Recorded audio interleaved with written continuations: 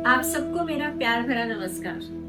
सबसे पहले मैं आप सबको दिल से धन्यवाद करना चाहती हूँ कि आपने मेरी पिछली वीडियो पर जो प्यारे प्यारे से कमेंट दिए, लाइक दिए और अपने विचार मुझसे साझा किए, जिन्हें पढ़कर मुझे बहुत ही खुशी हुई। आपने मुझे अपनी टीचिंग का अनुभव और बच्चों से जुड़ी हुई बातों का अपना अनुभव जो है शेयर करने के लिए कहा है।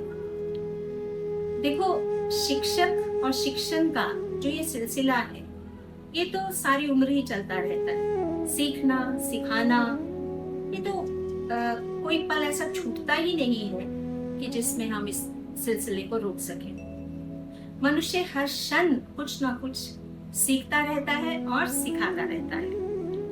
आज उसी सिलसिले को आगे बढ़ाते हुए अपने जीवन की कुछ बातों को मैं आपके साथ साझा करती हूँ। शिक्षक के रूप में मैंने ये अनुभव किया कि हर बच्चा कुछ खास होता है, उसमें कोई ना कोई खूबी जरूर होती है, चाहे वह आर्ट से संबंधित हो, सिंगिंग हो, डांस हो और या फिर खेल कूद हो और पढ़ाई की भी हो।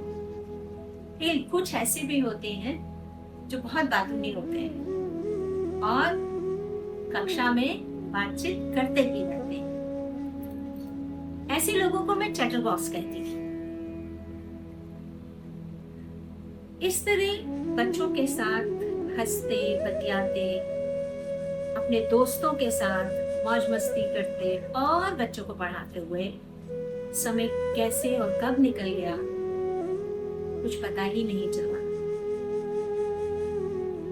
मेरी पूरी कोशिश रहती थी कि बच्चों की खूबी को बाहर निकाला जाए और निकालकर उसे निखारा भी जाए, और साथ ही साथ उनकी कोई परेशानी है तो उस परेशानी का भी समाधान खोजने का पूरा प्रयास करती थी। क्योंकि बच्चा यदि परेशान रहेगा तो उसका ध्यान पढ़ाई में लगेगा ही नहीं।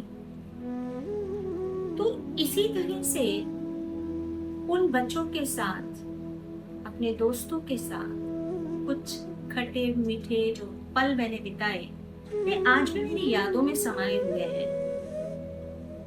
और उन्हीं पलों को मैं आज भी बहुत बार घर पर भी बात कर लिया करती हूँ। वहां मैंने सीखा कि किसी की भी प्रशंसा करना, यदि हम किसी की प्रशंसा करते हैं तो उसमें आत्मविश्वास अपने आप ही बढ़ जाता है। उसका हौसला जो है काम करने का और ज्यादा बढ़ जाता है और उसके जीवन में बदलाव भी लाया जा सकता है। मुझे याद है मैं पहली बार जब इस विंग में आई थी तो मुझे सबसे पहले 10th क्लास मिली थी, 10वीं क्लास, और मिड सेशन था। उस समय मैंने सोचा कि बच्चे बड़े हैं, मिड सेशन है, मैं इन बच्चों को कैसे पढ़ाऊंगी। थोड़ी घबराहट भी हुई, पर ऑर्डर तो ऑर्डर ही होता है। पहुंच गई 10वीं कक्षा में। वहां पर कुछ बच्चों ने मेरा साथ दिया, कुछ मेरे अपने दोस्तों ने मुझे समझाया और मेरा साथ दिया, और इस तरह से पढ़ते पढ़ाते कुछ समय निकल गया।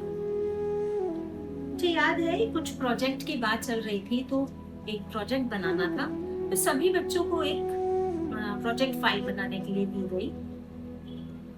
तो एक बच्चा उठकर मेरे पास आता है और मुझे कहता है, मैम, ये बच्चा जो है, किसी बच्चे का नाम लेता है वो बच्चा, ये बच्चा जो है किसी भी टीचर को काम नहीं देता है। अब तो मुझे भी थोड़ी सी घबराहट हुई, यदि काम नहीं मिलेगा तो मैं कैसे दिखाऊंगी। लेकिन चलो देखते हैं। 1-2 दिन के भीतर भीतर सभी बच्चों ने कुछ कुछ काम देना शुरू कर दिया। लेकिन और तो देखो, उस बच्चे ने भी मुझे प्रोजेक्ट थमा दिया। कोई 2-4 पेज का प्रोजेक्ट था, उसने मुझे दिया और मैंने क्लास में जैसे ही देखा तो वो बहुत छोटा सा प्रोजेक्ट मुझे लगा।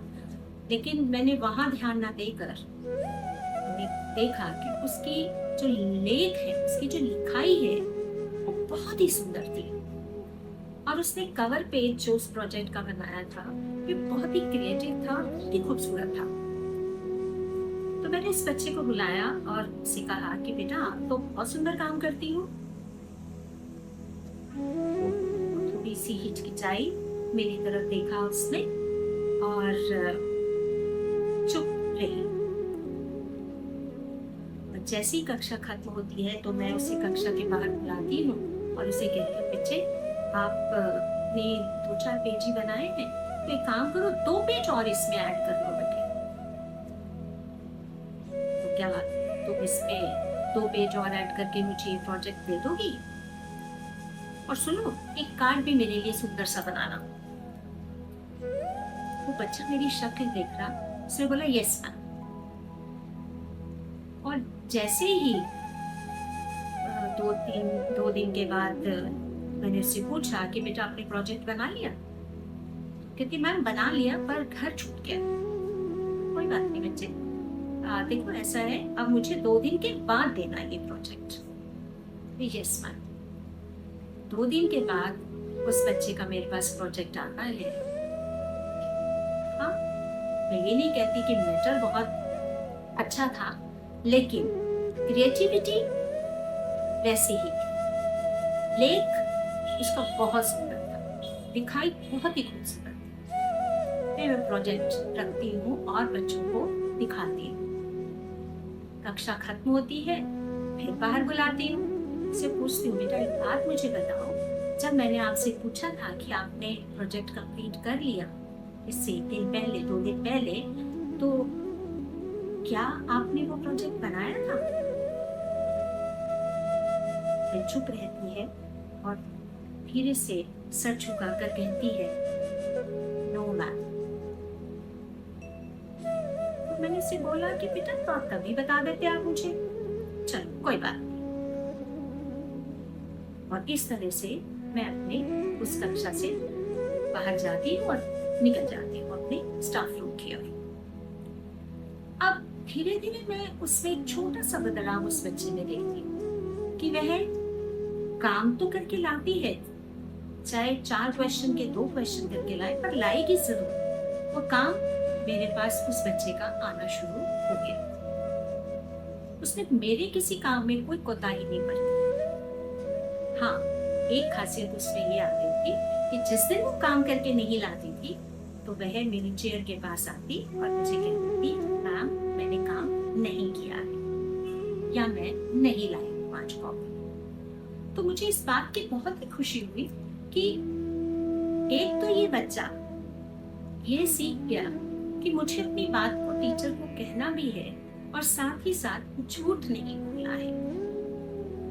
मुझे ऐसा लगता है कि शायद ये इसलिए हुआ कि मैंने उसकी प्रशंसा कर दी, शायद उसकी मैंने प्रशंसा कर दी। इससे उसका आत्मविश्वास बढ़ गया, हौसला बढ़ गया और हो सकता है कि उसने इस बात को महसूस किया और मेरे पास आकर अपनी हर बात को वह शेयर करने लगी। ऐसा नहीं है कि वह बच्चा जो है आज मेरे कांटेक्ट में नहीं है, आज भी मेरे कांटेक्ट में है और अच्छी जगह पर सेटल है। खुशी होती है ऐसे बच्चों को देख कर। और तब मैंने सीखा कि बच्चे की गलती ही नहीं बतानी चाहिए, उसकी अच्छाई को भी उजागर करना चाहिए, उससे उसको रूबरू कराना चाहिए, जिससे वे समझ सके कि मैं बहुत कुछ कर सकता हूँ। यह सीख मेरे जीवन का अंग बन गई और आज मैं अभी तक इस सीख को निभा रही हूँ। मेरा उद्देश्य यही है कि जो कुछ मैंने सीखा वह किसी बच्चे के काम आ सके, किसी पेरेंट के काम आ सके या किसी मेरे दोस्त के काम आ सके, तो मैं अपने आप को सफल मानूंगी। अगर आपको मेरी बातें अच्छी लगी हैं तो मेरे इस नए सफर पर आप भी मेरा साथ दीजिएगा। अंत में बस इतना ही कि आपका प्यार, आपका साथ, आपके सुझाव और आपके कमेंट और लाइक्स मेरे लिए बहुत महत्वपूर्ण है। फिर मिलते हैं। धन्यवाद।